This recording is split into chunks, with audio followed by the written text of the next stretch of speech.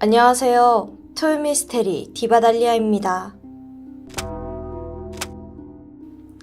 2009년 10월 24일 미국으로부터 걸려온 한 통의 전화로 김씨 부부에겐 끔찍한 비극이 시작됩니다. 발신자는 미국에서 유학을 하고 있는 19살 딸 은정양이었습니다. 참고로 은정이란 이름은 가명이에요. 근데 그날 딸의 목소리는 어딘가 심상치 않아 보이는데요. 엄마에게 갑자기 전화해선 엄마, 나 성적으로 깨끗해. 그리곤 서둘러 전화를 끊었습니다. 즉각 어머니는 당황했죠.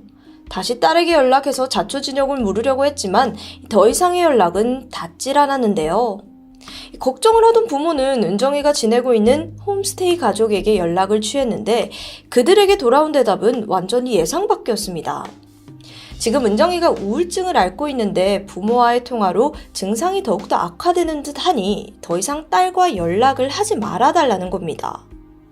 근데 부모로서는 얼마나 황당하겠어요. 우선 은정이는 지난 2005년 15살의 나이에 미국 샌프란시스코로 유학기를 올랐습니다.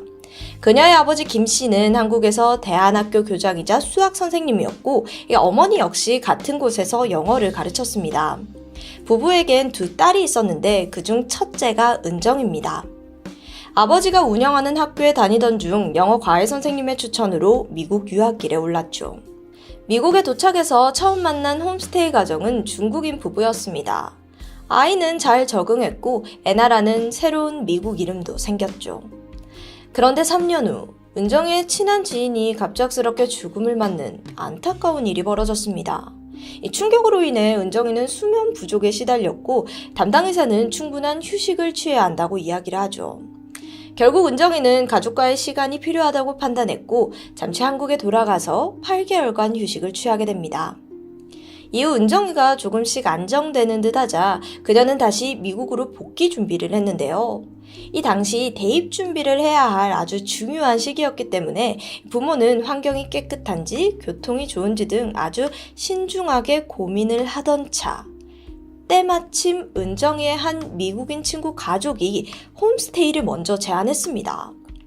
해당 가족 중 남편 프리데니 케이너는 미국 샌프란시스코에서 본사를 두고 있는 유명한 로펌 소속 변호사였고 또 아내 크리스티아는 전직 간호사였습니다. 이들 부부에겐 아들 둘이 있었는데 그중 한 명이 은정이의 친구였던 겁니다. 이 가족은 지역에서 명망이 뛰어났어요. 이웃은 물론이고 학교 관계자도 케이넌 가족을 홈스테이 패밀리로 적극적으로 추천했죠. 2009년 6월 그렇게 은정이는 다시 미국으로 건너가 케이넌 부부의 집에 정착을 합니다. 그리고 불과 4개월이 지난 시점 은정 양은 부모님에게 알 수 없는 전화를 했고 홈스테이 가족은 아이가 우울증이라며 가족들에게 은정이와 통화를 자제하라는 황당한 상황. 답답했던 어머니는 딸을 직접 봐야겠다는 생각으로 바로 미국행 티켓을 끊었습니다. 이때만 해도 앞으로 벌어질 최악의 상상은 전혀 눈치채지 못했어요. 얼마 후 어머니가 미국에 도착했다는 소식이 전해지자 케이넌 부부는 만날 장소와 시간을 일방적으로 통보했습니다. 근데 그곳은 집이 아니라 어느 한 호텔이었는데요. 어머니가 도착했지만 정작 딸 은정이의 모습은 만날 수 없었습니다. 대신 케이넌 부부와 미국 학교의 관계자가 나타났고 그들이 어머니에게 한 말은 정말 충격 그 자체였는데요. 미국인 이름인 애나, 즉 은정이에게 충격적인 고백을 들었다고 합니다. 바로 친부모로부터 성적 학대를 받았다는 이야기였죠. 고백은 좀 꽤나 자세합니다. 13살 때 아버지에 의해 임신을 했는데 아버지가 배를 때려서 강제로 낙태를 했다고 합니다. 게다가 지난 2008년 한국에 잠시 갔을 때도 똑같은 일, 즉 임신과 유산을 했다는 주장이었죠. 이걸 들은 어머니는 정말 심장이 멎는 듯 했습니다. 너무도 끔찍하고 경악스러운 이야기니까요. 어머니는 이거 절대 사실이 아니다 라고 말했지만 당시 케이넌 부부와 그리고 학교 관계자는 어머니의 말을 믿지 않은 눈치였습니다. 한편 이 소식을 접한 아버지 김 씨 역시 깜짝 놀라서 한 걸음에 미국에 왔죠. 부부는 케이넌 부부의 집을 찾아가서 직접 딸을 만나 이 자초지종을 듣고자 했어요. 혹시나 케이넌 부부가 어떠한 속셈으로 거짓말을 꾸며냈을 수도 있고 또 딸이 위험한 상황은 아닌지 부부는 불안하고 초조했습니다. 부부는 집을 방문하기 전 미국 경찰에 연락해서 도움을 요청했고 또 안타까운 소식을 들은 현지 교민들도 이에 함께 동행했죠. 그런데 케이넌 부부 집에서의 상황은 오히려 더 복잡해집니다. 케이넌 부부가 미국 경찰에게 은정이가 친부모로부터 성폭행을 당한 사실을 알린 거죠. 이를 들은 경찰은 즉각 태도를 바꾸더니 김씨 부부에게 아주 냉담한 반응을 보였습니다. 심지어 미국에서는 만 18세 이상을 성인으로 취급합니다. 그래서 본인이 부모를 만나고 싶지 않잖아요. 그럼 강제로 만날 의무가 없죠. 은정이는 분명 한국에서 온 친부모를 만나는 걸 강력하게 거부하고 있었고요. 부모에겐 정말 하늘이 무너질 것 같은 고통스러운 시간이었습니다. 그렇게 무려 21개월이라는 시간이 흐릅니다. 이 사이 부모는 지푸라기라도 잡는 심정으로 몇 번씩이나 미국을 방문했지만 그 결과는 늘 똑같았습니다. 그리고 그 사이 항공권을 사느라 모아둔 돈마저 모두 바닥났죠. 부모는 이대로 딸을 포기할 순 없잖아요. 그래서 SBS 그것이 알고 싶다 팀에다가 도움을 요청합니다. 아버지 김 씨는 자신의 결백을 증명하기 위해 직접 경찰에 출석했고 거짓말 탐지기 조사를 받았는데 그 결과는 진실. 그러면 은정이가 거짓말을 하고 있다는 걸까요? 하루아침에 친부모를 파렴치한 성폭행범으로 만들었다? 헷갈립니다. 진실을 파헤치기 위해 그알 제작진이 직접 미국으로 건너가 은정이와의 접촉을 시도하는데 이 과정이 쉽지만은 않았어요. 케이넌 부부가 은정이를 보호하려는 듯 아주 적대적인 태도를 보였기 때문이죠. 그알 제작진은 여러 번의 시도 끝에 결국 은정이를 직접 인터뷰하게 되는데 이때 그녀는 제작진한테 두 가지를 요구합니다. 인터뷰 내내 자신을 애나라는 미국 이름으로 불러줄 것, 그리고 인터뷰하는 동안 케이넌 부부가 옆에 있도록 해줄 것. 그렇게 진행된 인터뷰에서 애나는 다음과 같은 이야기를 털어놓았습니다. 일단 근황을 들어보니 현재 케이넌 부부의 도움으로 대학에 진학했고 영문학을 전공하고 있다고 합니다. 그녀는 인터뷰 내내 영어를 썼는데 한국말을 까먹었냐는 제작진의 질문에는 아니라고 대답했죠. 자, 그럼 이제 진실을 알아야 할 시간인데 제작진은 애나에게 사건의 전말에 대해서 물었습니다. 그러자 애나는 모든 것은 사실이라며 단호하게 대답하죠. 그러면서 친부모가 끝까지 거짓말을 하는 게 불쾌하다는 기색이었습니다. 애나의 주장에 따르면 그녀가 4살 때부터 아버지로부터 성폭행을 당했다고 진술했는데요. 2003년 12월 13살이 되던 해 대안학교에서 단체로 태국 선교 여행을 간 적이 있는데 이곳에서도 역시나 성폭행을 당했고 앞서 말했듯 2008년에 잠시 한국에 갔을 때 그때도 성폭행을 당했다는 거죠. 제작진이 왜 진작 신고를 하지 않았냐라고 묻자 부모님을 지켜주고 싶었다고 말했는데요. 덧붙여서 아버지는 대안학교의 교장이자 사람들의 신임을 받고 있었기에 명예를 망치면 안 된다는 생각을 했다고 합니다. 또 아무리 진실을 이야기해도 사람들이 어린 은정이 대신 부모님의 말을 믿을 거라고 여겨서 차마 용기를 내지 못했다는 설명인데요. 그러던 중 사실 자신이 미국에 오게 된 것도 어머니가 자신과의 아버지의 성적인 관계를 알게 된 후 원치 않게 보내줬다고 주장합니다. 애나는 평생을 부모의 통제 아래서 사는 게 너무나 괴로웠다고 털어놓았는데요. 그렇게 오게 된 미국에서 감사하게도 케이넌 부부를 만났고 진정한 사랑과 보살핌을 느낀다고 합니다. 다시 친부모에게 돌아간다는 게 너무 끔찍해서 이 모든 사실을 털어놓았다는 고백이었죠. 그녀는 인터뷰 내내 또다시 성적 학대를 당하고 싶지 않다고 반복해서 말했습니다. 애나는 지금이라도 한국 경찰이 아버지를 제대로 수사해주길 바란다는 말을 남겼는데요.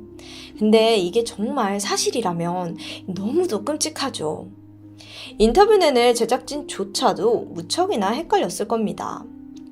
과연 친부모와 딸 중 누가 진실을 말하고 있는 거죠? 우선 객관적인 범죄 사실을 파악해 볼 필요가 있습니다.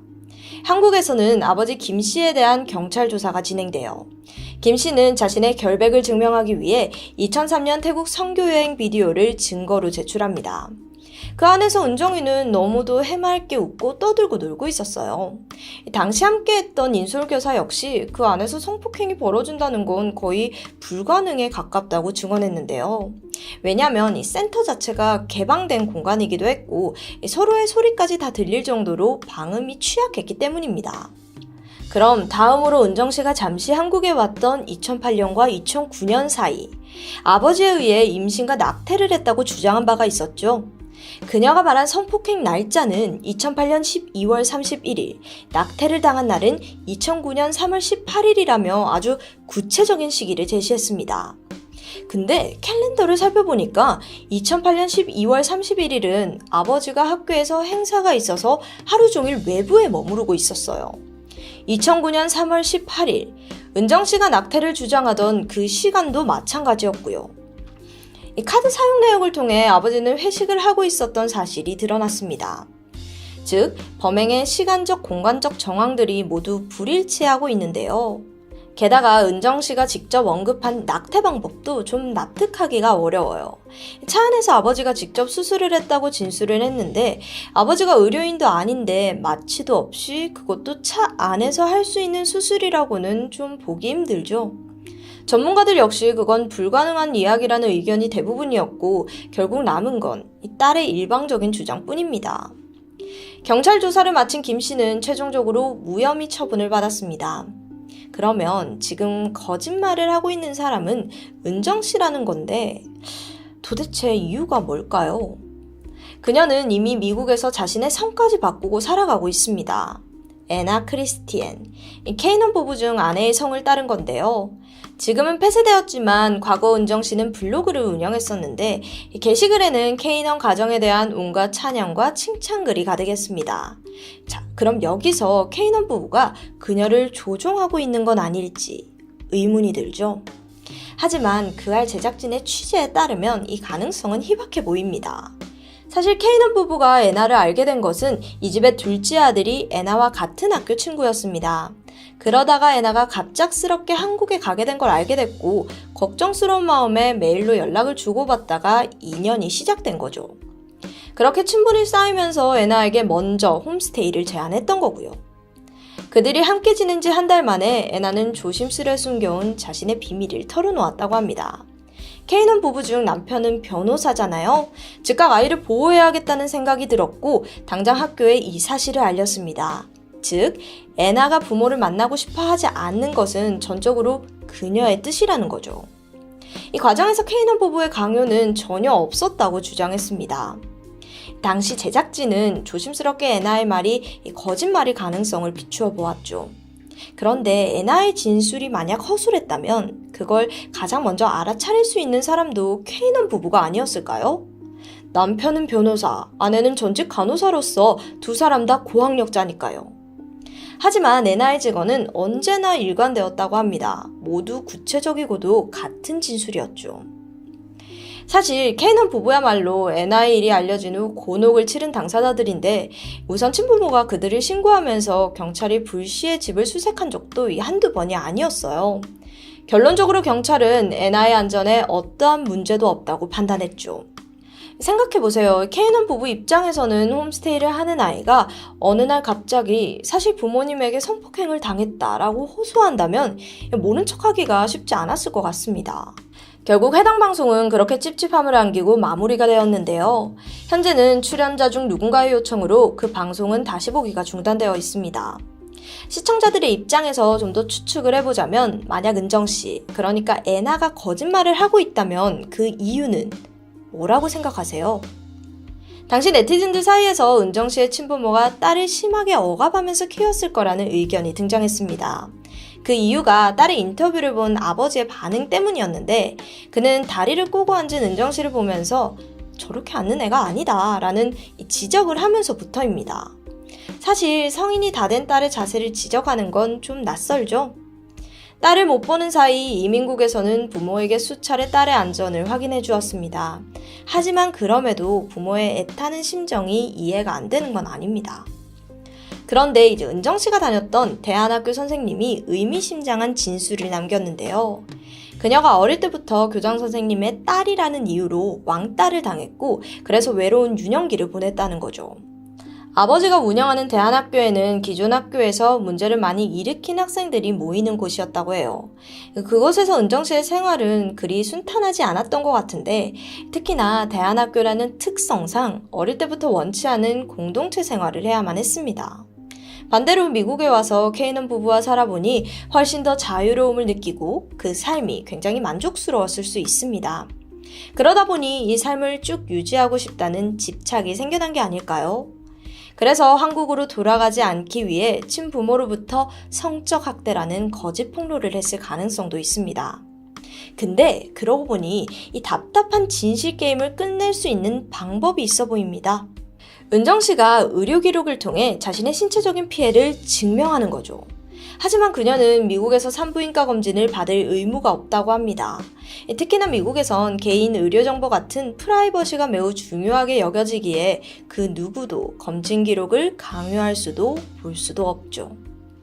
정말 그녀는 사랑하는 가족으로부터 씻지 못할 상처를 받고 도망친 걸까요? 아니면 자신의 꿈꾸는 삶을 위해 가족에게 씻지 못할 상처를 준 걸까요? 현재 그녀의 근황은 알려진 게 없습니다. 그렇게 한 가족을 둘러싼 미스테리는 지금도 어두운 미궁에 빠져 있는데요. 오히려 제가 걱정되는 건 따로 있습니다. 이 사건으로 인해 정말 가족으로부터 성범죄를 당해 도움을 요청하는 피해자들의 목소리가 행여나 불이익을 받는 일이 없길 바랄 뿐입니다. 지금까지 토요미스테리 디바달리아였습니다.